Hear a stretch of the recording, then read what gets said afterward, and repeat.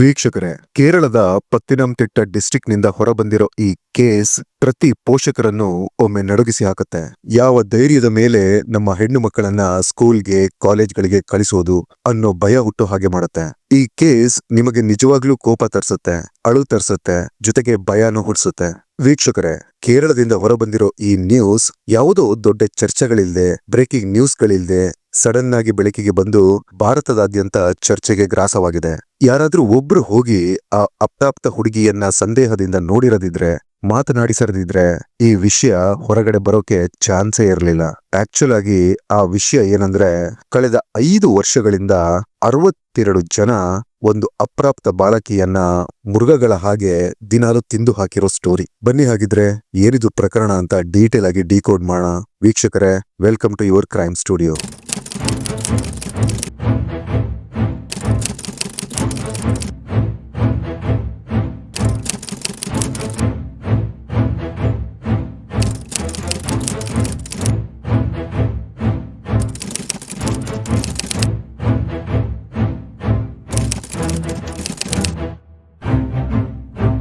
ಕೇರಳದ ಪಟ್ಟಿನಂತಿಟ್ಟ ಡಿಸ್ಟ್ರಿಕ್ಟ್ ನಲ್ಲಿ +2 ವ್ಯಾಸಂಗ ಮಾಡ್ತಿರೋ ಒಂದು ಹುಡುಗಿ.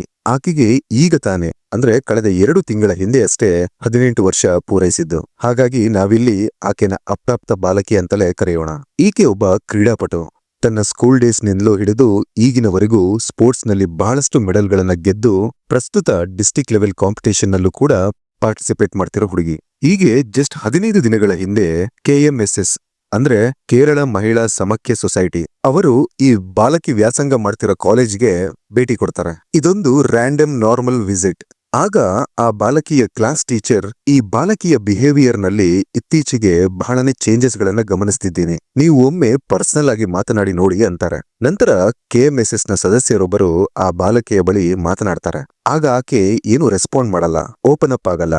ನಂತರ ಈ KMSS ನ ತಂಡ ಕೇರಳದ CWC ಅಂದ್ರೆ ಚೈಲ್ಡ್ ವೆಲ್ಫೇರ್ ಕಮಿಟಿಯ ಗಮನಕ್ಕೆ ಈ ವಿಷಯನ ತರ್ತಾರೆ. ನಂತರ CWC ಒಂದು ಕೌನ್ಸಿಲಿಂಗ್ ನ ಆ ಹುಡುಗಿ ಇದ್ದ ಕ್ಲಾಸ್ ನಲ್ಲೇ ಎಲ್ಲರ ಮುಂದೆ ನಡೆಸಿಕೊಡ್ತಾರೆ.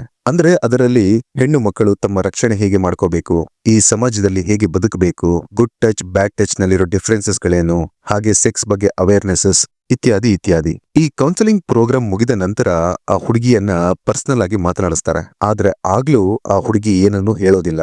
ಅದಕ್ಕೆ ಅವರು, ನಾಳೆ ನೀನು ನಿನ್ನ ಅಮ್ಮನೊಂದಿಗೆ ಒಮ್ಮೆ ಈ ಡಾಕ್ಟರ್ನ ಭೇಟಿ ಮಾಡು ಅಂತ ರಿಕ್ವೆಸ್ಟ್ ಮಾಡ್ತಾರೆ. ನೆಕ್ಸ್ಟ್ ಡೇ ಆ ಬಾಲಕಿ ತನ್ನ ತಾಯಿಯೊಂದಿಗೆ ಭೇಟಿ ಆಗಲು ಹೋಗಿದ್ದು CWCಯ ಒಬ್ಬ ಸೈಕಾಲಜಿಸ್ಟ್ ಡಾಕ್ಟರ್ನ ಬಳಿ. ಮಾತಿಗಿಳಿದ ಡಾಕ್ಟರ್ ಹಾಗೂ ಆ ಬಾಲಕಿ ಮಾತಾಡ್ತಾ ಆಡ್ತಾ ಆಕೆ ಹೇಳ್ತಾ ಹೋದ ಒಂದೊಂದು ವಿಷಯಗಳನ್ನ ಕೇಳಿ ಡಾಕ್ಟರೇ ಒಮ್ಮೆ ಶಾಕ್ ಆಗಿ ಹೋಗಿದ್ದು ಸುಳ್ಳಲ್ಲ. ನಿಜವಾಗ್ಲೂ ಇಷ್ಟೊಂದೆಲ್ಲ ಹೀಗೆಲ್ಲ ಆಗಿದ್ಯಾ ಅನ್ನೋ ಹಾಗಿತ್ತು ಆ ಮುಗ್ಧ ಬಾಲಕಿಯ ಕತೆ. ಆಕೆ ಒಬ್ಬೊಬ್ಬರ ಹೆಸರು ಹೇಳಿ ನಡೆದ ಘಟನೆ ಎಕ್ಸ್ಪ್ಲೇನ್ ಮಾಡ್ತಿದ್ರೆ ಡಾಕ್ಟರೇ ಒಮ್ಮೆ ಕಿವಿ ಮುಚ್ಕೋಬೇಕಾಗಿತ್ತು. ಯಾಕೆಂದ್ರೆ ಆ ಘಟನೆಗಳ ಕ್ರೂರತೆ ಆ ಮಟ್ಟಕ್ಕಿತ್ತು. ಈ ಅಪ್ರಾಪ್ತ ಬಾಲಕಿ ಚೆನ್ನೇರ್ಕರ ಎಂಬ ಹಳ್ಳಿಗೆ ಸೇರಿದವಳು. ಆಕೆ 13ನೇ ವಯಸ್ಸಿನಲ್ಲಿದ್ದಾಗ ಆಕೆಯ ಪಕ್ಕದ ಮನೆಯವನು ಆಕೆಗೆ ಅಶ್ಲೀಲ ಚಿತ್ರಗಳನ್ನ ತೋರಿಸಿ ಮೊದಲ ಬಾರಿ ಆಕೆಯ ಮೇಲೆ ಅತ್ಯಾಚಾರ ಮಾಡ್ತಾನೆ. ಇದು ನಡೆದದ್ದು 2019ರಲ್ಲಿ. ಮೊದಲೇ ಹೇಳಿದ ಹಾಗೆ ಆಕೆಗಿನ್ನು ಆಗ 13 ವರ್ಷ ವಯಸ್ಸು ಅಷ್ಟೇ. ಈ ಸಮಯದಲ್ಲಿ ಆ ಹೈವಾನ ಆಕೆಯ ಫೋಟೋ ಹಾಗೂ ವಿಡಿಯೋವನ್ನ ರೆಕಾರ್ಡ್ ಮಾಡಿ ಇಟ್ಕೋತಾನೆ. ಇಲ್ಲಿಂದ ಶುರುವಾಗುತ್ತೆ ಮುಂದೆ ಬರೋ 62 ಮೃಗಗಳ ಅಟ್ಟಹಾಸ. ತೆಗೆದಂತಹ ಫೋಟೋ ಹಾಗೂ ವಿಡಿಯೋಗಳನ್ನ ತನ್ನ ಫ್ರೆಂಡ್ಸ್ ಗಳಿಗೆ ಶೇರ್ ಮಾಡ್ತಾನೆ. ಆ ಮೃಗಗಳು ಕೂಡ ಆಕೆಯನ್ನ ಅದೇ ರೀತಿ ಹಿಂಸೆ ಕೊಟ್ಟು ಆನಂದಿಸೋಕೆ ಶುರು ಮಾಡ್ತಾರೆ. ವೀಕ್ಷಕರೇ, ರಿಪೋರ್ಟ್ಗಳಲ್ಲಿ ನೀವು ನೋಡ್ಬೋದು, ಕಳೆದ 5 ವರ್ಷಗಳಲ್ಲಿ ಆಕೆಯ ಮೇಲೆ 5 ಬಾರಿ ಗುಂಪು ಅತ್ಯಾಚಾರ ಮಾಡಲಾಗಿದೆ. ಕಾರ್ನಲ್ಲಿ, ಫಾರೆಸ್ಟ್ ನಲ್ಲಿ, ಪಟ್ಟಿನಂತಿಟ್ಟದ ಬಸ್ ಸ್ಟಾಪ್ ನಲ್ಲಿ, ಈವನ್ ಪಟ್ಟಿನಂತಿಟ್ಟದ ಜನರಲ್ ಹಾಸ್ಪಿಟಲ್ ನಲ್ಲಿ ಕೂಡ ಆಕೆಯನ್ನ ಬಿಟ್ಟಿಲ್ಲ ಈ ಮೃಗಗಳು. ಕೇಳಿದ್ರೆ ಕರಳು ಹಿಂಡಿ ಬರುತ್ತೆ. ಆಕೆ ಹುಷಾರಿಲ್ದೆ ಪಟ್ಟಿನಂತಿಟ್ಟದ ಜನರಲ್ ಹಾಸ್ಪಿಟಲ್ ನಲ್ಲಿ ಚೆಕಪ್ಗೆಂದು ಬಂದಾಗಲೂ ಆಕೆನ ಬ್ಲಾಕ್ ಮೇಲ್ ಮಾಡಿ ಈ ರೀತಿಯ ಕೃತ್ಯ ಎಸಗಿದ್ದಾರೆ ಅಂದ್ರೆ ಅವರು ಯಾವ ರೀತಿಯ ಮನುಷ್ಯರಿರ್ಬೋದು ದೇವರಿಗೆ ಗೊತ್ತು. ಆಕ್ಚುಲಿ ಈ ವಿಷಯವನ್ನೆಲ್ಲ ಆಕೆ ಕೌನ್ಸಿಲಿಂಗ್ ಸೆಷನ್ ನಲ್ಲಿ ಹೇಳುತ್ತಿರುವಾಗಲೇ CWCಯ ಡಾಕ್ಟರ್ ನಿಂದ ಡೈರೆಕ್ಟ್ ಆಗಿ ಜಿಲ್ಲಾ SP ಗೆ ಫೋನ್ ಮಾಡಿ ವಿಷಯ ತಿಳಿಸಲಾಯಿತು. ಸ್ಥಳಕ್ಕೆ ಆಗಮಿಸಿದ ಜಿಲ್ಲಾ SP ಮೊದಲಿಗೆ ಆ ಹುಡುಗಿಯಿಂದ ಎಲ್ಲಾ ಇನ್ಫಾರ್ಮೇಶನ್ ಗಳನ್ನು ಕಲೆಕ್ಟ್ ಮಾಡಿಕೊಂಡು ಒಂದು SIT ನ ಫಾರ್ಮ್ ಮಾಡ್ತಾರೆ. ಇಮಿಡಿಯೇಟ್ ಆಗಿ ಇನ್ವೆಸ್ಟಿಗೇಷನ್ ಸ್ಟಾರ್ಟ್ ಮಾಡ್ತಾರೆ. ವೀಕ್ಷಕರೇ, ನೀವು ನಂಬಲ್ಲ, ಈ ಅಪ್ರಾಪ್ತ ಬಾಲಕಿ ಟೋಟಲ್ ಆಗಿ 62 ಜನರ ಹೆಸರನ್ನ ಹೇಳೋದರ ಜೊತೆಗೆ ಅವರುಗಳು ಯಾವ ಯಾವ ಜಾಗದಲ್ಲಿ ಏನೇನ್ ಮಾಡಿದ್ರು ಅನ್ನೋದನ್ನ ಡೀಟೇಲ್ ಆಗಿ ಹೇಳ್ತಾಳೆ. ಆಕೆ ಜಸ್ಟ್ ಹೇಳಲ್ಲ, ಅದಕ್ಕೆ ಬೇಕಾದ ಪ್ರೂಫ್ ಅನ್ನು ಕೊಡ್ತಾಳೆ. ಆಕೆ ಮೇಲೆ ಈ ರೀತಿ ಕೃತ್ಯ ಎಸಗಿದ 40ಕ್ಕೂ ಅಧಿಕ ವ್ಯಕ್ತಿಗಳ ಫೋನ್ ನಂಬರ್ ಆಕೆಯ ತಂದೆಯ ಫೋನ್ ನಲ್ಲಿತ್ತು. ಅಂದ್ರೆ ವೀಕ್ಷಕರೇ, ಈಕೆಯ ಬಳಿ ಯಾವುದೇ ಫೋನ್ ಇರಲಿಲ್ಲ. ಇದೊಂದು ಬಹಳನೇ ಬಡ ಕುಟುಂಬ. ಮನೆಯಲ್ಲಿ ಫೋನ್ ತಂದೆಯ ಬಳಿ ಮಾತ್ರ ಇರೋದು. ಹಾಗೆ ತಂದೆ ಕುಡಿತದ ಚಟಕ್ಕೆ ದಾಸನಾಗಿದ್ರು. ಆಕೆಯನ್ನ ಈ ರೀತಿ ಬಳಸಿಕೊಂಡ ಪ್ರತಿಯೊಬ್ಬರು ಆಕೆಯ ತಂದೆಗೆ ಫೋನ್ ಮಾಡಿ ಈಕೆಗೆ ಫೋನ್ ಕೊಡು ಅಂತ ಹೇಳಿ ಮಾತಾಡ್ತಿದ್ರು. ಅವರಿಂದ ಬಂದಿದ್ದ ಟೆಕ್ಸ್ಟ್ ಮೆಸೇಜ್ಗಳು, ಕಾಲ್ ಹಿಸ್ಟ್ರಿ ಎಲ್ಲವನ್ನೂ ತೆಗಿತಾರೆ ಪೊಲೀಸರು. ಒಂದಲ್ಲ ಎರಡಲ್ಲ, ಟೋಟಲ್ ಆಗಿ ಆಕೆಯ ತಂದೆಯ ಫೋನ್ನಿಂದ ಸಿಕ್ಕ ಸಸ್ಪೆಕ್ಟ್ಗಳ ಸಂಖ್ಯೆ 40 ಜನ. ನೀವು ನಂಬಲ್ಲ ವೀಕ್ಷಕರೇ, ಇದರಲ್ಲಿ ಇರೋದೆಲ್ಲ ಆಕೆಯ ರಿಲೇಟಿವ್ಸ್, ಆಕೆಯ ಸ್ಪೋರ್ಟ್ಸ್ ಟೀಮ್ನ ಕೋಚ್ಗಳು, ಕ್ರೀಡಾ ಸಹಪಾಠಿಗಳು, ಹಾಗೆ ಕ್ಲಾಸ್ಮೇಟ್ಸ್ಗಳು. ಪಟ್ಟಣಂತಿಟ್ಟದ ಬೇರೆ ಬೇರೆ ಸ್ಟೇಷನ್ಗಳಲ್ಲಿ ಎಫ್ಐಆರ್ ಫೈಲ್ ಮಾಡಲಾಗಿದೆ. ವೀಕ್ಷಕರೇ, ಆಸ್ ಆಫ್ ನೌ ನಾನು ಈ ವಿಡಿಯೋ ಮಾಡುವಾಗ ಈ ಕೇಸ್ನಲ್ಲಿ ಟೋಟಲ್ ಆಗಿ 43 ಜನರನ್ನ ಅರೆಸ್ಟ್ ಮಾಡಲಾಗಿದೆ.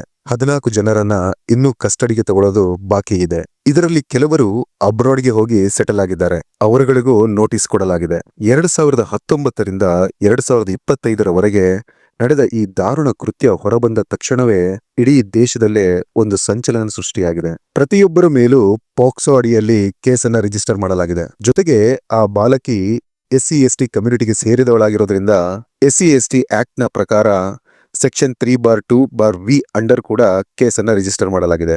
ಸದ್ಯಕ್ಕೆ ಆ ಬಾಲಕಿಯ ಸೇಫ್ಟಿಗಾಗಿ ಆಕೆಯನ್ನ CWC ಅಂಡರ್ ಕೊಡಲಾಗಿದೆ.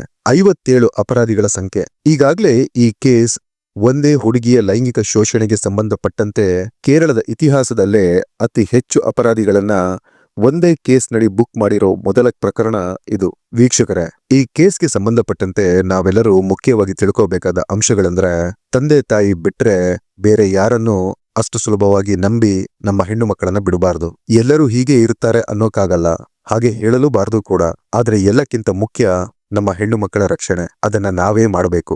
ಈ ತರಹದ ಕೇಸಸ್ಗಳು ಹೆಚ್ಚಾಗಿ ನಡೆಯೋದು ತಂದೆ ತಾಯಿ ಇಬ್ಬರು ಕೆಲಸಕ್ಕೆಂದು ಹೊರಟು ಹೋಗಿ ಮನೆಯಲ್ಲಿ ಮಕ್ಕಳು ಮಾತ್ರ ಇರೋ ಕಡೆ.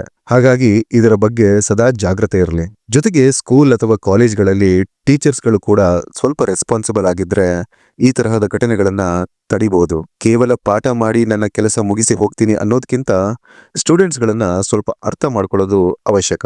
ಇವೆಲ್ಲಕ್ಕಿಂತ ಮುಖ್ಯವಾದುದು, ಈ ರೀತಿ ತೊಂದರೆಗೆ ಸಿಕ್ಕಿ ಹಾಕಿಕೊಳ್ಳೋ ಪ್ರತಿ ಹೆಣ್ಣು ಮಕ್ಕಳು ಫಸ್ಟ್ ಟೈಮೇ ಈ ರೀತಿ ಯಾವುದಾದರೂ ಕೆಟ್ಟ ಅನುಭವ ಆದ ತಕ್ಷಣವೇ ತಮ್ಮ ಪೋಷಕರಿಗೆ ಇನ್ಫಾರ್ಮ್ ಮಾಡಿ, ಇಲ್ಲ ಡೈರೆಕ್ಟ್ ಆಗಿ ಪೊಲೀಸ್ ಸ್ಟೇಷನ್ಗೆ ಹೋಗಿ ರಿಪೋರ್ಟ್ ಮಾಡಿ. ಯಾವಾಗ ನೀವು ಒಮ್ಮೆ ಈ ರೀತಿಯ ಕೃತ್ಯಗಳನ್ನ ಸಹಿಸ್ಕೋತಿರೋ, ಅದು ಎರಡನೇ ಸರ್ತಿ ನಿಮ್ಮ ಬಾಳಲ್ಲಿ ನಡೆಯುತ್ತೆ. ಎಚ್ಚರವಾಗಿರಿ, ಜಾಗರೂಕರಾಗಿರಿ. ಕೊನೆಯದಾಗಿ ಈ ಬಾಲಕಿ 5 ವರ್ಷಗಳ ನಂತರ ಒಂದು ಕೌನ್ಸಿಲಿಂಗ್ ಸೆಷನ್ ನಲ್ಲಿ ತನಗೆ ನಡೆದ ಘಟನೆಯನ್ನ ಹೇಳೋಕೆ ಮುಂಚೆ ಆಕೆ ಇದನ್ನ ಯಾರೊಂದಿಗೂ ಹಂಚಿಕೊಂಡಿರಲಿಲ್ಲ.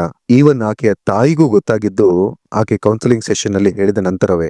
ಆಕೆ ಕೊಟ್ಟ ಹೆಸರಿನಲ್ಲಿ ಇದ್ದ ಅಪರಾಧಿಗಳು ಆಲ್ರೆಡಿ ಸಾಕಷ್ಟು ಕೇಸಸ್ಗಳಿಂದ ಜೈಲ್ಗೆ ಹೋಗಿ ಬಂದಿರೋರೆ. ಇಷ್ಟೊಂದು ದೊಡ್ಡ ಕ್ರಿಮಿನಲ್ ಲೀಸ್ಟ್ ನಲ್ಲಿ ಯಾರ್ಯಾರಿಗೆ ಶಿಕ್ಷೆಗಳಾಗುತ್ತೋ ಗೊತ್ತಿಲ್ಲ. ಆದ್ರೆ ಯಾರೊಬ್ಬರು ಕೂಡ ಬಚಾವಾಗಬಾರ್ದು ಅಂತ ಆಶಿಸ್ತಾ ಈ ಎಪಿಸೋಡ್ನ ಇಲ್ಲಿಗೆ ಮುಗಿಸ್ತಿದ್ದೀನಿ. ನಿಮ್ಮ ಅಭಿಪ್ರಾಯಗಳನ್ನ ದಯವಿಟ್ಟು ಕಾಮೆಂಟ್ ಸೆಕ್ಷನ್ ಅಲ್ಲಿ ತಿಳಿಸಿ ಅಂತ ರಿಕ್ವೆಸ್ಟ್ ಮಾಡ್ತಾ ಸಿಗ್ತೀನಿ ಮುಂದಿನ ಎಪಿಸೋಡ್ ನಲ್ಲಿ. Till then take care.